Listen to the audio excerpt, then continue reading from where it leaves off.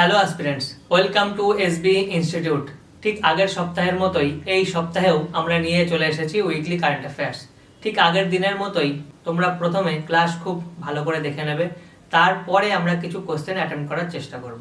তো বেশি দেরি না করে শুরু করা যাক আজকের ক্লাস। সবার প্রথমে দেখব ভিলেজ অফ এক্সেলেন্স উদ্যোগ নেওয়া হলো।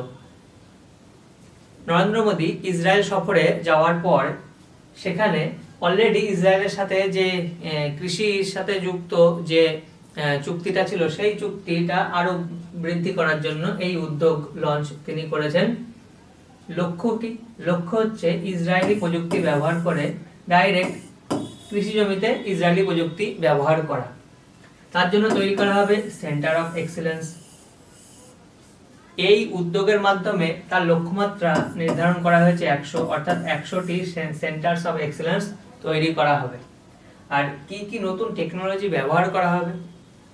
প্রিসিশন ফার্মিং, স্যাটেলাইট সেচ আর উন্নত নার্সারি ম্যানেজমেন্টের ব্যবহার করা হবে এই উদ্যোগে।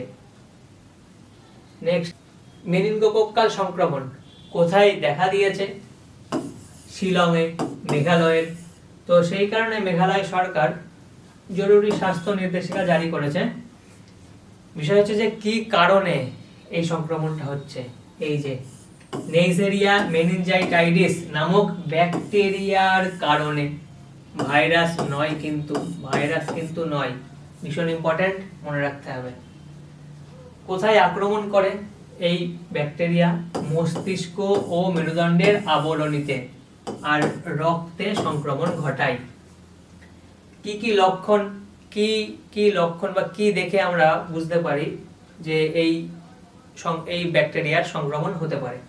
হঠাৎ উচ্চ জ্বর, হাই ফিভার, তীব্র মাথা ব্যথা, স্টিফ নেক, ঘাড় শক্ত হয়ে যাওয়া, ঘাড় ঘোরাতে না পারা, বেগুনি রঙের ফুসকুড়ি যাকে বলা হয় পারপিউরিক র্যাশ। এই র্যাশ এটা ফাইনাল স্টেজ। জীবনের ঝুঁকি কতটা? 24 থেকে 48 ঘন্টার মধ্যে প্রাণঘাতী হতে পারে। আর সুস্থ হওয়া 5টি ব্যক্তির মধ্যে একটি ব্যক্তি প্রতিবন্ধকতার শিকার হতে পারেন। ডেঞ্জারাস।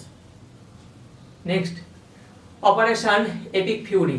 এই রিসেন্টলি যে অপারেশনটা লঞ্চ করেছে আমেরিকা ইসরায়েলের সাথে যুক্ত হয়ে, তার নামকরণ করা হয়েছে অপারেশন এপিক ফিউরি।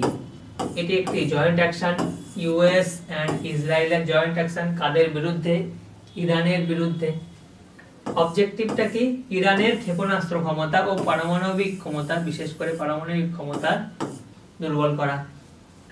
আর এর ফলে কি এর ইম্প্যাক্টটা কি হচ্ছে? ওয়েস্ট এশিয়াতে সামরিক উত্তেজনা বেড়ে গিয়েছে, সরাসরি সংঘাতের ঝুঁকি বৃদ্ধি পেয়েছে, অলরেডি তো শুরু হয়েই গিয়েছে যুদ্ধ। এর জন্য কি ব্যবহার করছে আমেরিকা ও ইসরায়েল? অত্যন্ত নিখুঁত বিমান ও ক্ষেপণাস্ত্র ব্যবহার করছে এবং ইরানের ঘাঁটিগুলোকে ধ্বংস করা হচ্ছে। ইসরায়েলের বহুমুখী প্রতিরক্ষা ব্যবস্থা, এই যে রিসেন্টলি যুদ্ধ শুরু হয়েছে, এই কারণে এই ইসরায়েলের এই মাল্টি লেয়ার্ড ডিফেন্স সিস্টেম নিউজে দেখা যাচ্ছে। তো আমাদের একটু জেনে রাখতে হবে, কোশ্চেন আসতে পারে। ইসরায়েলের এই ডিফেন্স সিস্টেম, এই সিস্টেমের কিছু ভাগ আছে, যেমন একদম ওপরের লেয়ার যেটা বলা হচ্ছে যে এক্সো অ্যাটমসফেরিক, যেখানে এই অ্যারো থ্রি কাজ করে, এই যে অ্যারো থ্রি। আর অ্যাটমসফিয়ারের ভেতরে অ্যারো টু কাজ করে, আর মিড রেঞ্জে এই যে ডেভিড স্লিং এ, এই যে মিড রেঞ্জ 100 থেকে 200 কিলোমিটারের মধ্যে এই ডেভিড স্লিং কাজ করে। আর আয়রন ডোম কাজ করে শর্ট রেঞ্জে এই এরিয়াতে। আয়রন ডোম অনেকে হয়তো নাম শুনেছো, ভীষণ বিখ্যাত, পৃথিবী বিখ্যাত। আর এই ডিফেন্স সিস্টেমের সাথে নতুন একটা টেকনোলজি যুক্ত হয়েছে, আয়রন বিম টেকনোলজি, যেটা একটি হাই এনার্জি লেজার প্রযুক্তি দ্বারা তৈরি করা হয়েছে। অত্যন্ত কম খরচে ওই ছোটখাটো যে ড্রোন এগুলোকে কি ধ্বংস করা সম্ভব। Next, oleum gas. অনেকেই হয়তো নিউজে তোমরা দেখেছো যে ওলিয়াম গ্যাস লিক করেছে কোথায়? বৈসারে, মহারাষ্ট্রের বৈসারে। ভীষণ ইম্পর্টেন্ট। তার কারণ এইরকমই গ্যাস লিকের একটা ঘটনা ঘটেছিল, সেটা হচ্ছে ভোপালে। তো সেই কারণে 2000 জনকে এক স্থান থেকে অন্য স্থানে স্থানান্তরিত করতে হয়েছে। ইম্পর্টেন্ট জিনিস জেনে রাখো, এর মধ্যে 1600 জন স্টুডেন্ট ছিল। এটি একটি ফিউমিক সালফিউরিক অ্যাসিড, এটা মনে রাখতে হবে। এই গ্যাস যখন লিক হয় তখন মানে এই আর্দ্রতাপূর্ণ বাতাসের সাথে যুক্ত হয়ে সাদা ধোঁয়া তৈরি করে। এর প্রভাবে কি কি লক্ষণ দেখা যায়, শরীরের উপর কি কি প্রভাব পড়ে? চোখ ও শ্বাসনালীর মারাত্মক ক্ষতি হতে পারে, চোখ জ্বলতে শুরু করে, শ্বাসনালীতে জ্বলন শুরু হয়, আর জরুরি অবস্থায় এসসিবিএ ব্যবহার করতে হতে পারে মুখে। আচ্ছা, এর ব্যবহার হয় মানে এই ওলিয়াম গ্যাস কি কি কাজে ব্যবহার হয়? সালফিউরিক অ্যাসিড উৎপাদন করতে ব্যবহার করা হয়, আর টিএনটি বিস্ফোরক তৈরি করতে ব্যবহার করা হয়। কি কারণে ব্যবহার করা হয় এই থেকেও কোশ্চেন আসতে পারে, ভীষণ ইম্পর্টেন্ট, একদম রিসেন্ট ঘটনা যেহেতু এর থেকে কোশ্চেন আসতেই পারে। কার্বি আংলং আদা কোথায় পাওয়া যায়? অসমে পাওয়া যায়। 1.2 মেট্রিক টন রিসেন্টলি লন্ডনে ট্রান্সফার করা হয়েছে অসম থেকে। আর এটি একটি ভৌগোলিক স্বীকৃতিপ্রাপ্ত জিআই ট্যাগ প্রাপ্ত। কত সালে জিআই ট্যাগ পায়? 2014-15-তে। কিছু কিছু নিউজ চ্যানেলে ডাইরেক্টলি 2015 মেনশন করেছে অনেক নিউজ চ্যানেল। তো অরিজিন কোথায়? আসামের কার্বি আংলং জেলায়, ডিস্ট্রিক্টের নাম কার্বি আংলং ডিস্ট্রিক্ট জেলার সিংহাসন হিলসে উৎপাদিত হয়। একদম একটা পার্টিকুলার একটা এরিয়াতেই তৈরি হয়। মেথড, এই আদা তৈরি করতে স্পেশালি ঝুম পদ্ধতি ব্যবহার করা হয় ও ঝুম ও টিলা পদ্ধতি ব্যবহার করা হয়। কোয়ালিটি কেমন? ভীষণ ইম্পর্টেন্ট, এটা জেনে রাখো যে উচ্চ মাত্রার এসেনশিয়াল অয়েল থাকে আর তীব্র সুগন্ধ আর ঔষধি গুণ থাকে, ভীষণ ইম্পর্টেন্ট, এই জন্যই জিআই ট্যাগ পেয়েছে। হাডসন রিভার, রিসেন্টলি এই নদীটা নিউজে ছিল, তার কারণ হচ্ছে যে রিসেন্টলি এই নদীতে একটি বিমান সেসনা 172 এই বিমানটি ল্যান্ড করানোর চেষ্টা করা হয়েছে, মানে ক্র্যাশ করে যেত, সেই কারণে নদীতে ল্যান্ড করানো হয়েছে। এবার আমাদের এই বিমান সম্পর্কে জানতে হবে না, আমাদের নদীটা সম্পর্কে জেনে রাখতে হবে যে নদীটা প্রবাহিত হয় কোথায়? নিউ ইয়র্কে, আমেরিকাতে, ইউএসএ নিউ ইয়র্কে। কতটা দৈর্ঘ্য? 507 কিলোমিটার, 315 মাইল, এটাও মনে রাখতে হবে। কোথা থেকে অরিজিন হয়েছে? নদীটা অরিজিনেট হয়েছে, এটা হচ্ছে আদিরন্দাক মাউন্টেনের লেক অফ দ্য ক্লাউডস, ভীষণ ইম্পর্টেন্ট। ট্রিবিউটারি নদীর নাম জেনে রাখা ভালো, Mohawk river. Next, still missile, এই যে নতুন মিসাইল ইন্ডিয়ান নৌবাহিনীতে অ্যাড করা হয়েছে, তার জন্য খরচ করা হবে 5083 কোটি টাকা। কোন দেশ থেকে নেওয়া হবে? রাশিয়া থেকে। আর এটা কেমন টাইপের missile? Surface two air missile, surface থেকে আকাশে লঞ্চ করা হবে এই যে মিসাইলটি। এই মিসাইলের একটা স্পেশাল ক্যাপাবিলিটি আছে, সেটা হচ্ছে যে এটা এইরকম ডাইরেক্টলি লঞ্চ হচ্ছে, তো এটা এই দিকেও যেতে সক্ষম, সোজা তো যেতে সক্ষম অবশ্যই, অর্থাৎ যে কোনো দিকে যেতে সক্ষম। আর এই মিসাইলটি এই যে রাশিয়ার বাক সারফেস টু এয়ার মিসাইলের উপরে বেস করে বানানো, এই যে অরিজিন রাশিয়ার বাক সারফেস মিসাইল ফ্যামিলির উপর ভিত্তি করেই তৈরি করা। আর টেকনোলজি হচ্ছে ভার্টিক্যাল লঞ্চ সিস্টেম, মানে একদম সোজাসুজি লঞ্চ হবে, নিয়ে যে কোনো দিকেই যেতে পারে। টার্গেট করবে কি? শত্রু বিমান, হেলিকপ্টার এবং জাহাজ বিধ্বংসী ক্ষেপণাস্ত্রকে টার্গেট করবে এই নতুন মিসাইল, স্টিল মিসাইল, ভীষণ ইম্পর্টেন্ট, অবশ্যই মনে রাখবেন, নোট ডাউন করে নেবেন। নেক্সট, মেগালিথিক রক কাট চেম্বার খোঁজ পাওয়া গিয়েছে কোথায়? কেরালার কাসারগড় জেলার পানায়ালে, প্রায় 200 বছরের পুরনো, এই যে নিচেই। এটি ল্যাটেরাইট পাথরের ভেতরে খোদাই করা, ভীষণ ইম্পর্টেন্ট, ল্যাটেরাইট পাথরের ভেতরে খোদাই করা আছে। দক্ষিণ ভারতের লৌহ যুগের অর্থাৎ লৌহ যুগ বা মেগালিথিক যুগের সময়কালের এই কেভ প্রায় 2000 থেকে 2500 বছরের পুরনো এই কেভ। এখানে একটা ইম্পর্টেন্ট নাম এটা মনে রাখবে, মুনিয়ারা, স্থানীয় নাম মুনিয়ারা, পাণ্ডব গুহা বলেও ডাকা হয়, আর নিধি কুচি বা কালপাথায়াম বলেও ডাকা হয়। তো এই স্থানীয় নামগুলো ইম্পর্টেন্ট হয়ে যায়, এগুলো মনে রাখতে হবে। আর এই যে কেভ, সেই সময় ওরা ব্যবহার করত মূলত সেকেন্ডারি ব্যারিয়ার হিসাবে। প্রত্নতাত্ত্বিকবিদরা এটাই মনে করছেন যে সেকেন্ডারি ব্যারিয়ার হিসাবে ব্যবহার করত ওরা। প্রথমে মৃতদেহের শুকনো হাড়গোড় ওই বিউরিয়ালের মধ্যে রেখে তার সাথে কিছু লোহার হাতিয়ার ও মৃৎপাত্র রাখা হতো। সেকেন্ডারি বিউরিয়াল হিসেবে কাজ করা হতো, সেকেন্ডারি বিউরিয়াল হিসেবে ব্যবহার করা হতো। অপারেশন সংকল্প, এই রিসেন্টলি যে যুদ্ধ শুরু হয়েছে, তো সেই কারণেই এই যে অপারেশন সংকল্প এইটা আবার নতুন ভাবে শুরু করা হয়েছে এক প্রকার। তার কারণ লঞ্চ হয়েছিল 2019-এ জুনের দিকে, জুন 19 জুন লঞ্চ করা হয়েছিল। তার কারণ, লঞ্চ করার কারণটা ছিল মানে ওই ভারত মহাসাগর ও আরব সাগরের সাইডে যে ব্যবসা বাণিজ্য চলে, সেই ব্যবসার সাথে যুক্ত জাহাজগুলোকে রক্ষা করা।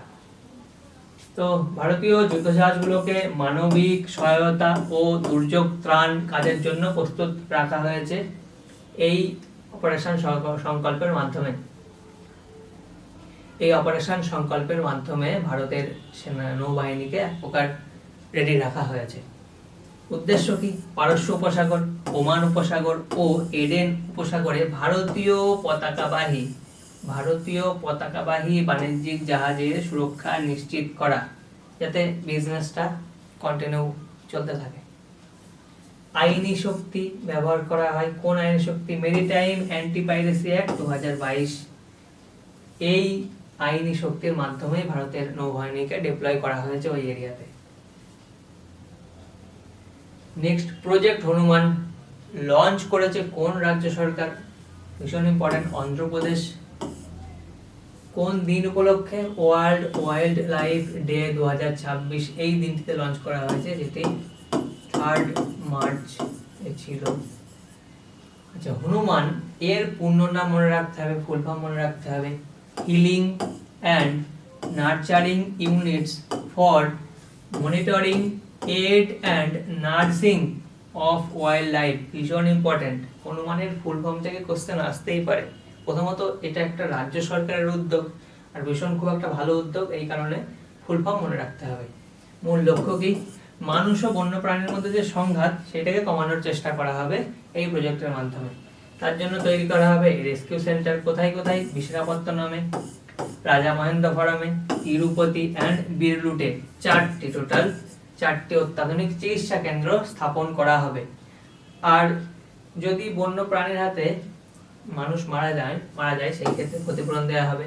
মৃত্যু হলে 10 লক্ষ টাকা দেওয়া হবে, আর যদি আহত হয় তার জন্য 2 লক্ষ টাকা দেওয়া হবে। ভীষণ ইম্পর্টেন্ট, মনে রাখতে হবে। নেক্সট, রায়সিনা ডায়লগ 2026, যেটা প্রত্যেক বছরই হয়। এই বছর 5 মার্চ থেকে শুরু হচ্ছে। কোথায়? নয়াদিল্লিতে, রায়সিনা হিলসেই। প্রধানমন্ত্রী নরেন্দ্র মোদী উদ্বোধন করেছেন। এগুলো মনে রাখতে হবে। আর ইম্পর্টেন্ট ফ্যাক্ট হচ্ছে যে ফিনল্যান্ডের প্রেসিডেন্ট আলেকজান্ডার স্টাপ মূল বক্তৃতা দিয়েছেন। এই রায়সিনা ডায়লগ কি? এটি হচ্ছে ভূ রাজনীতি, জিওপলিটিক্স ও ভূ অর্থনীতি সংক্রান্ত ভারতের প্রধান বার্ষিক সম্মেলন এবং মোস্ট ইম্পর্টেন্ট বর্তমানে হয়ে গিয়েছে। শুরু হয়েছে 2016 সাল থেকে, আর রিসেন্টলি তো ভীষণ ইম্পর্টেন্ট একটা ডায়লগ এটা। কোন কোন অর্গানাইজেশন যৌথভাবে এই ডায়লগটি অর্গানাইজ করে? অবজারভার রিসার্চ ফাউন্ডেশন এবং পররাষ্ট্র মন্ত্রক এই নিয়ে। 2026 সালের থিমটাও মনে রাখতে হবে আমাদের, ভীষণ ইম্পর্টেন্ট থিম হচ্ছে সংস্কার, অ্যাসারশন, অ্যাকোমোডেশন, অ্যাডভান্সমেন্ট। ভীষণ ইম্পর্টেন্ট মনে রাখতে হবে। নেক্সট, আদমশুমারি 2027 যে আদমশুমারি এই যে আসতে চলেছে, এই আদমশুমারিতে 2টো মাস্কট লঞ্চ করা হয়েছে, নাম 2টো মনে রাখতে হবে। আচ্ছা, লঞ্চ কে করেছেন? স্বরাষ্ট্রমন্ত্রী, নতুন দিল্লিতে। মাস্কটের নাম হচ্ছে প্রগতি ফিমেল মহিলা গণনাকারী, বিকাশ পুরুষ গণনাকারী। এই দুটো নামই ভীষণ ইম্পর্টেন্ট হয়ে যায়, তার কারণ এই প্রথমবার হয়তো দুটো মাস্কট লঞ্চ করা হয়েছে একসাথে, তার কারণ হচ্ছে নারী পুরুষের সমান অংশগ্রহণের প্রতীক হিসাবে লঞ্চ করা হয়েছে, ভীষণ ইম্পর্টেন্ট, কোশ্চেন আসতে পারে। আর ডিজিটাল বিপ্লব, এই বছর মানে এই আদমশুমারিতে প্রথমবার ফুলি ডিজিটাল হবে এই আদমশুমারি জনগণনা। আর সেলফ এনুমারেশন মানে জনগণ সাধারণ মানুষও কিন্তু অনলাইনে সব ডিটেলস দিতে পারবে। 16টি ভাষায় অনলাইনে নিজেদের তথ্য জমা দিতে পারবেন সাধারণ মানুষ। নেক্সট এবার আমরা কিছু কোশ্চেন করে নেব। তোমরা প্রথমে কোশ্চেনগুলো অ্যাটেম্প করার চেষ্টা করবে। যদি ক্লাসটা খুব ভালো করে দেখে থাকো তাহলে প্রত্যেকটা কোশ্চেনেরই অ্যান্সার করতে পারবে, আর প্রত্যেকটা কোশ্চেনই ভীষণ ইম্পর্টেন্ট। ভিলেজেস অফ এক্সেলেন্স উদ্যোগটি কোন দুটি দেশের মধ্যে কৃষি সহযোগিতার একটি প্রকল্প? ভীষণ ইজি, ভারত ও ইসরায়েল। নেক্সট, মেনিনগোকক্কাল ইনফেকশন কোন ধরনের জীবাণুর কারণে ঘটে? ব্যাকটেরিয়া, ভাইরাস তো অবশ্যই নয়, মেনশন করাই ছিল। মেনিনগোকক্কাল সংক্রমণের একটি বিশেষ লক্ষণ হলো শরীরের বেগুনি রঙের ফুসকুড়ি। একে কি বলা হয়? পারপিউরিক র্যাশ। ইরান ও মার্কিন যুক্তরাষ্ট্র ইসরায়েল উত্তেজনার মাঝে সাম্প্রতিক সামরিক অভিযানের যে কোড নেম সেটা কি ছিল? Operation epic Fury. ইসরায়েলের কোন প্রতিরক্ষা ব্যবস্থাটি বায়ুমণ্ডলের বাইরে কাজ করতে সক্ষম? বায়ুমণ্ডলের বাইরে অ্যারো 3, বায়ুমণ্ডলের ভেতরে অ্যারো 2। ইসরায়েলের নতুন আয়রন বিম সিস্টেমটি কোন প্রযুক্তির উপর ভিত্তি করে তৈরি? হাই এনার্জি লেজার, ভীষণ ইম্পর্টেন্ট, নতুন এডিশন।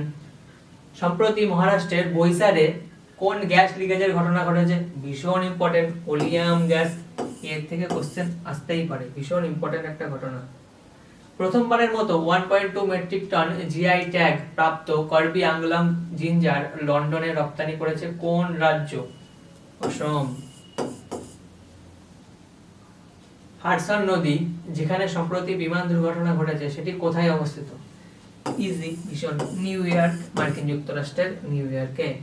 ভারতীয় নৌবাহিনীর জন্য সম্প্রতি কোন মাঝারি পাল্লার সারফেস টু এয়ার মিসাইল সংগ্রহের চুক্তি হয়েছে? ভীষণ ইম্পর্টেন্ট, স্টিল। কোথা থেকে? রাশিয়া। রাশিয়ার কোন মিসাইলের উপর বেস করে তৈরি করা হবে? বাক। নেক্সট, কেরালার কাসারগড়ে আবিষ্কৃত 2000 বছরের পুরনো মেগালিথিক সমাধিকে স্থানীয়ভাবে কি বলা হয়?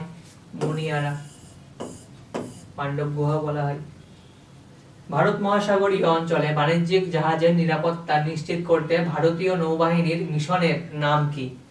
অপারেশন সংকল্প। অন্ধ্রপ্রদেশ সরকারের বন্যপ্রাণী ও মানুষের সংঘাত নিরসনে চালু করা প্রকল্পের নাম কি? ভীষণ ইম্পর্টেন্ট, প্রজেক্টের নাম প্রজেক্ট হুমান। রায়সিনা ডায়লগ 2026 এর উদ্বোধনী অনুষ্ঠানে কোন দেশের প্রেসিডেন্ট মুখ্য বক্তা ছিলেন? ফিনল্যান্ড। নাম কি ওনার নাম? আলেকজান্ডার স্টার্বস, ভীষণ ইম্পর্টেন্ট। আদমশুমারি 2027 এর জন্য উন্মোচিত 2 মাস্কটের নাম কি কি? প্রগতি ও বিকাশ, ভীষণ ইম্পর্টেন্ট, ভীষণ ইম্পর্টেন্ট। রায়সিনা ডায়লগ 2026 এর মূল থিম কি ছিল? সংস্কারা, অ্যাসারশন, অ্যাকোমোডেশন, অ্যাডভান্সমেন্ট। তো আজকের ক্লাস এই পর্যন্তই। আশা করি তোমরা সবাই ক্লাস খুব সুন্দরভাবে দেখেছো এবং কোশ্চেনগুলো অ্যাটেন্ড করতে পেরেছো। ঠিক এইরকমই উইকলি কারেন্ট অ্যাফেয়ার্স নিয়ে আবার চলে আসবো পরের সপ্তাহে। তার জন্য তোমরা অপেক্ষা করবে এবং চ্যানেলকে সাবস্ক্রাইব করবে। Thank you.